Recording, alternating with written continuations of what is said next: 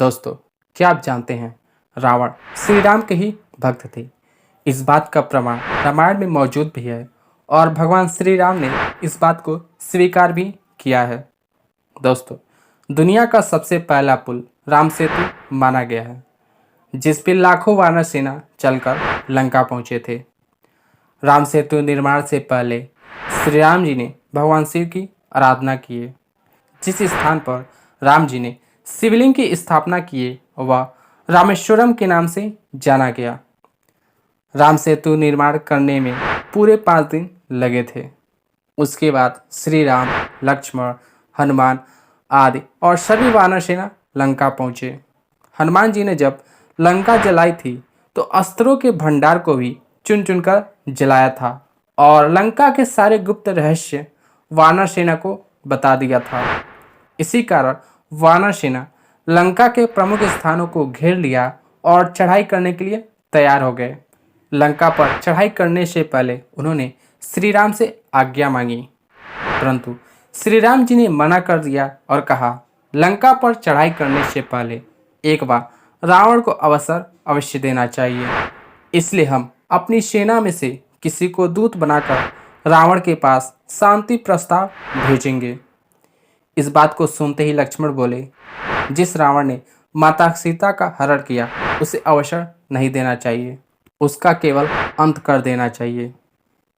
तब राम जी ने कहा, मेरे हृदय में एक भावना उठती है जो कहती है रावण मेरा ही कोई भक्त है, परंतु किसी कारणवश धर्म के मार्ग से भटक गया है।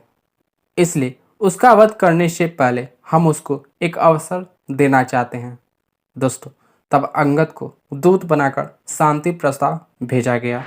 दोस्तों, एक समय की बात है जब कुंभकर्ण इतना अधिक भोजन करने लगे जिसके कारण सभी लोग भयभीत हो गए कि ऐसे ही अगर कुंभकर्ण भोजन करते रहे तो कुछ ही दिनों में धरती का सारा अन्न समाप्त हो जाएगा। इस समस्या को दूर करने के लिए रावण, कुंभकर्ण और विभीषण जी ने ब्रह्मदेव की तपस्या की।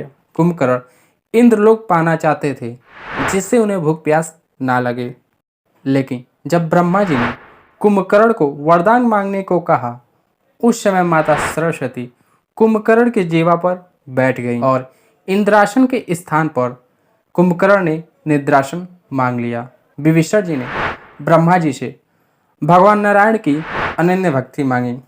तब ब्रह्मा जी ने कहा, आने वाले समय में जब नारायण राम के रूप में अवतार लेंगे तब आपको दर्शन देंगे। दोस्तों, रावण कोई और नहीं जय थे, जो वैकुंठ धाम में एक पहरेदार के रूप में खड़े रहते हैं। एक बार जब जय और विजय वैकुंठ धाम में पहरा दे रहे थे तो ब्रह्म कुमार नारायण के दर्शन करने आए, परंतु जय और विजय ने उन्हें रोक लिया। इससे ब्रह्म कुमार क्रोधित हो गए और श्राप देते हुए कहा, आज से तुम दोनों 3 जन्मों के लिए धरती लोक पर रहोगे। जय के रूप में रावण और विजय के रूप में कुंभकर्ण थे। इसलिए भगवान श्री राम जी ने कहा था, रावण मेरा ही भक्त है, परंतु किसी कारणवश वह भटक गया है, इसलिए हम उसे एक अवसर देना चाहते हैं।